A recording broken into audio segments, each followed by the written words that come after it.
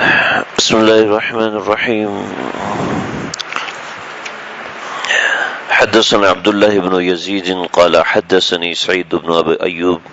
قال حدثنا بكر بن عمرو عن أبي عثمان مسلم بن يسار عن أبي هريرة رضي الله تعالى عنه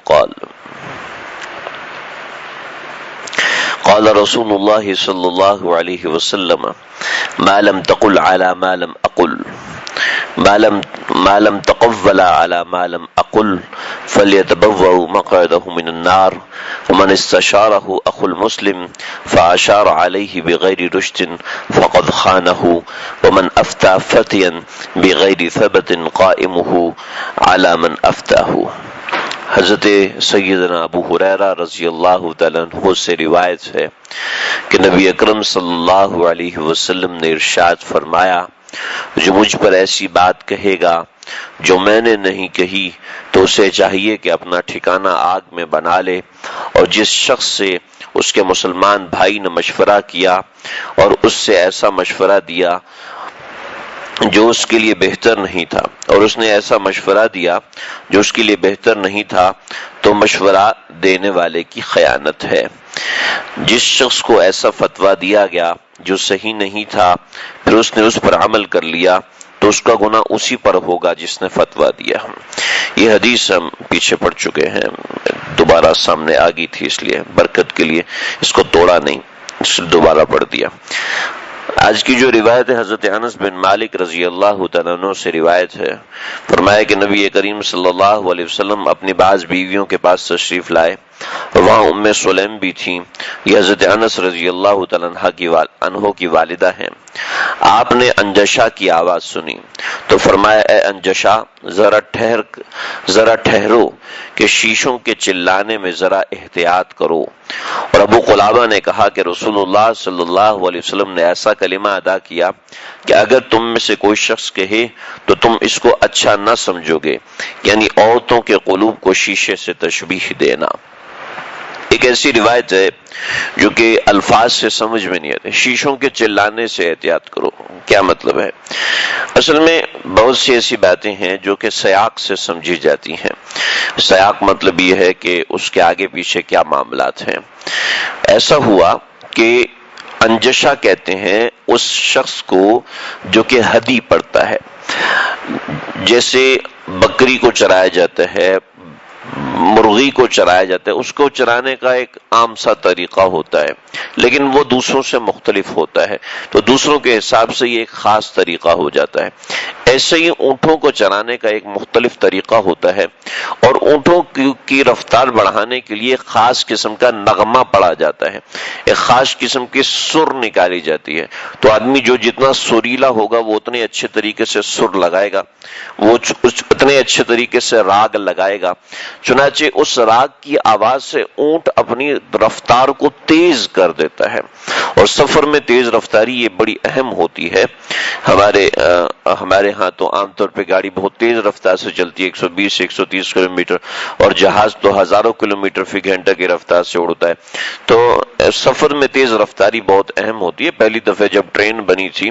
تو ٹرین کو چلایا گیا تھا 30 کلومیٹر فی گھنٹہ کی رفتار سے، تو ہندوستان پاکستان کے لوگوں نے ٹرین کے اوپر سے چھلانگ لگا دی تھی کہ ہم گر جائیں گے، یہ اتنی تیز چل رہی ہے۔ تو 30 کلومیٹر پہ یہ حال تھا، ظاہر بات ہے آج 30 کلومیٹر پہ چلے گی تو لوگ ویسے ہی لڑنا شروع ہو جائیں گے۔ تو ہر زمانے میں ایسے تو اونٹ جو ہے وہ تیز رفتار میں دوڑتا تھا جب اس کو ہدی کے اشعار سناتے تھے یا ہدی کی آواز اس کے کان میں آتی تھی۔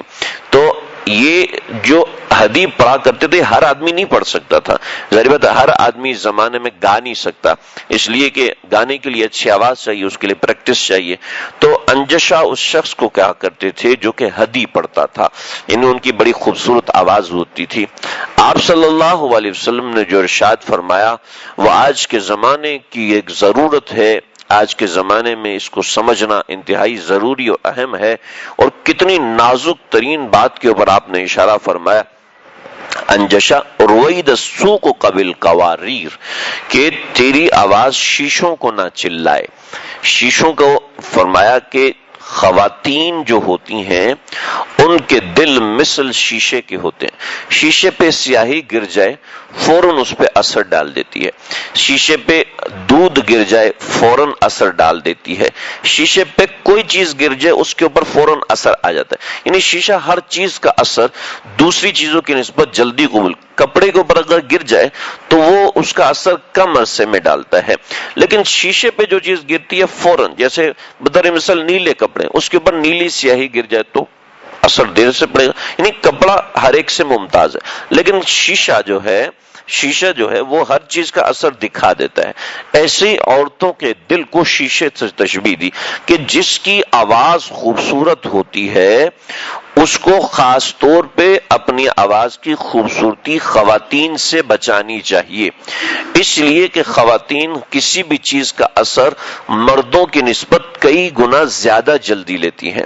عام طور پر اس کو سمجھا نہیں جا سکتا، لیکن جو معمر قسم کے لوگ ہوتے ہیں، معمر یعنی بڑی عمر کے لوگ ہوتے ہیں، وہ اس چیز کو بہت اچھے سے سمجھ سکتے ہیں، یا جو اس چیز کو پڑھے ہوئے ہوتے ہیں وہ اس چیز کو اثر لیتے ہیں کہ آواز کا اثر ہوتا ہے، اچھی آواز کا اثر ہوتا ہے، اور اچھی آواز کا ایسا اثر ہوتا ہے کہ وہ دل کو اس پڑھنے والے کی طرف کھینچتی ہے. اچھی آواز یہ اللہ نے ایک مزاج میں، ایک طبیعت میں بنائی. قیامت کے دن اللہ جب جنت میں قرآن مجید پڑھیں گے تو اس وقت آواز کا ایسا سحر اور جادو ہوگا کہ ساری جنت وجد میں آ جائے گی. تو ایسے آواز کا ایک سحر ہوتا ہے، جادو ہوتا ہے. چنانچہ ہماری خانقاہوں اور مدارس کے اندر جہاں اکابرین کے زیر سرپرستی سایہ ہوتا ہے، وہاں پر بالکل جو نئے اور جوان لڑکے ہیں ان سے نعتیں نہیں پڑھواتے، ان سے بالکل ناتے. حتیٰ کہ ہمارے حضرت والا رحمت اللہ علیہ، حضرت مولانا شاہ حکیم محمد اختر صاحب رحمت اللہ علیہ کی خانقاہ میں ایک بہت بزرگ خلیفہ ہیں حضرت خالد اقبال طائب صاحب. تقریباً 60 سال سے اوپر ان کی عمر ہے، لیکن اس وقت ان کی آواز ایسی خوبصورت ہے کہ آج کل کوئی 20-22 سال کو نوجوان پڑھے گا تو وہ بھی ان سے پیچھے رہ جائے گا. آج 60 سال کی عمر میں ان کی یہ آواز ہے. لیکن حضرت والا رحمت اللہ علیہ ان سے جب اشعار پڑھواتے تھے تو پہلے فرماتے تھے ایک اعلان کرو. کہ جی کیا اعلان ہے؟ اعلان یہ کرو کہ میں نانا بن چکا ہوں، اعلان یہ کرو کہ میں دادا بن چکا ہوں، اعلان یہ کرو کہ میں بوڑھا ہو گیا ہوں، میرے بال سفید ہو چکے ہیں، تاکہ کوئی خاتون سنے تو اس کے قلب پہ اثر نہ پڑے، تاکہ وہ سمجھے کہ تو بڈھا کھسوٹا ہے، یعنی اس کے دل پہ اس کا اثر نہ ہو. تو یہ جو آج کل جوان قسم کے نعت خواں اور اس قسم کی نعت خوانی ہو رہی ہوتی اور سمجھا جا رہا ہے یہ سراسر دین کا کام ہو رہا ہے، یہ بہت بڑا اور خطرناک فتنہ ہے. اللہ کے نبی نے اس کی طرف اشارہ فرمایا کہ اپنی آواز کو ہمارے اکابرین ابتدا سے لے کے آج تک اس حوالے سے بہت زیادہ محتاط رہے کہ عام طور پر جہاں خواتین کا مجمع کثرت سے ہوتا ہے تو وہاں پر ایسے نوجوانوں سے اشعار نہیں پڑھواتے جو بالکل جوان ہوں، 25-35 سال 25-20 سال کے نوجوان ہوں. آج کوئی ایسے ہیں جو کہ فتنے کی عمر سے نکل چکے ہیں، جیسے 30 ہوگی 35 سال عمر ہوگی، یہ عام طور پہ جس عمر میں شادی ہو جاتی ہے، بچے ہو جاتے ہیں، تو عام طور پہ ایسے نوجوانوں سے قرآن مجید بھی کم پڑھواتے ہیں، ان سے اشعار بھی کم پڑھواتے ہیں. چہ جائے گی کہ گانا اور ناچنا اور کودنا، اس کا واضح اثر آپ ہماری سوسائٹیز میں دیکھیں کہ جو اس زمانے کے اندر نوجوان گاتے ہیں، گانا گاتے ہیں، ہماری لڑکیاں اس سے سب سے پہلا اثر لیتی ہیں. نوجوان لڑکیاں سب سے پہلا اثر لیتی ہیں کہ کمروں کے اندر، ڈرائنگ روم کے اندر اور اپنے کمرے کے اندر ان کی تصویریں لگا لیتی ہیں کہ ہم اس کے فین ہیں، ہم ایسے اور ویسے، یعنی اس کے پیچھے عاشق جیسا ہوتا ہے، یعنی ان کی آواز سے محبت کرتے ہیں، ان کے نام سے محبت کرتے ہیں. یہ ایک بہت بڑا فتنہ ہے. یہ جی ہمیں تو کچھ بھی نہیں ہوا، ہم نے تو کوئی گناہ نہیں کیا. محض اس طرح گناہ ہونا یہ کوئی اس کو اس طرف نہیں لے جایا جاتا، بلکہ بتایا جا رہا ہے کہ یہ اتنا بڑا فتنہ ہے کہ بندہ اس کی وجہ سے دین سے ہٹ جاتا ہے. جب اس کی وجہ سے دین سے ہٹتا ہے تو آج نہیں تو کل کسی نہ کسی گناہ میں مبتلا ہوگا. تو اس چیز کی طرف اشارہ فرمایا. انجشا ذرا ٹھہر کے پڑھو، یعنی اتنی خوبصورت کر کے نہ پڑھو کہ جس سے اگر کوئی خاتون سنے تو اس کو جی چاہے کہ بھی کون پڑھا، ذرا میں دیکھوں تو صحیح کیسا ہے، یہ کس طرح پڑھتا ہے، میں دیکھوں. یعنی ایک طبعی طور پر اللہ رب العزت نے جو میل کو فیمیل سے اور فیمیل کو میل سے ایک اٹریکشن دی ہوئی ہے، ایک اللہ نے کشش رکھی ہے، طبعی طور پر رکھی ہوئی ہے، تو اس کی طرف نبی کریم صلی اللہ علیہ وسلم کے مبارک ترین زمانے میں آپ صلی اللہ علیہ وسلم نے یہ چیزیں کی. اور آپ اس کو دیکھیں کہ آج کل جو اس طرح کے نوجوان تلاوتیں کرتے ہیں، نعتیں پڑھتے ہیں، پورا میک اپ کر کے آتے ہیں، پورے 2-2 3 گھنٹے میک اپ کرتے ہیں، اور کوئی ان کے منہ پہ ہاتھ لگا دے بس پھر دیکھو، کوئی ان کی سیٹنگ خراب کر دے پھر دیکھو۔ میں تو اس ماحول میں رہا ہوں تو مجھے پتہ ہے کہ کیا کیا حالات ہوتے ہیں، یعنی اتنی زیادہ سیٹنگ ہوتی ہے کہ 3 گھنٹے جناب قاری صاحب کا میک اپ چلتا ہے، 3 گھنٹے نعت خواں صاحب کا میک اپ چل رہا ہوتا ہے، جی نعت پڑھنی ہے، کیا جی وہ ٹی وی پہ آنا ہے، مووی بننی ہے، تو یہ کیا ہے؟ یہ سب اس چیز کی طرف لے کے جا رہا ہے، ایک بہت بڑا فتنہ ہے جس کی طرف آپ صلی اللہ علیہ وسلم نے اشارہ فرمایا، کوئی بات میرے آقا کی ایسی نہیں ہے جو بے فائدہ ہو۔ انسان کم عمری یا کم فہمی کی وجہ سے نہ سمجھے تو الگ بات ہے، ورنہ ایک ایک بات کے اندر ایسے معاملات بہت۔ اس وقت امام العرب والعجم شیخ عبد الرحمن السدیس دامت برکاتہم سعودی عرب میں، ان کی یہ جب ابتدا میں نمازیں پڑھاتے تھے تو یہی 5 نمازیں مستقل پڑھایا کرتے تھے، تو حکومت سعودیہ نے ان کی نمازیں کم کر دیں کہ ان کی آواز اتنی خوبصورت تھی کہ چلتے ہوئے ان کو دعوت ملتی تھی کہ ہمارے ہاں نکاح کر لو، یعنی اتنا یہ آپ صلی اللہ علیہ وسلم نے اس چیز کی طرف اشارہ فرمایا تو بالکل صحیح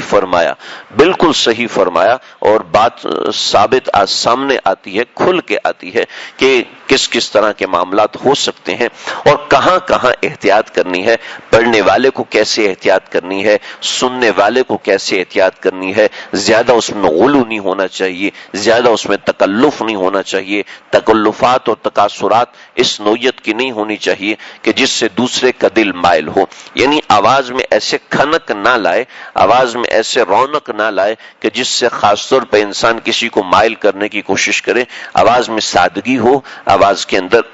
اندر ایسی ذرا ٹھہر کے، منع نہیں فرمایا کہ نہ پڑھ،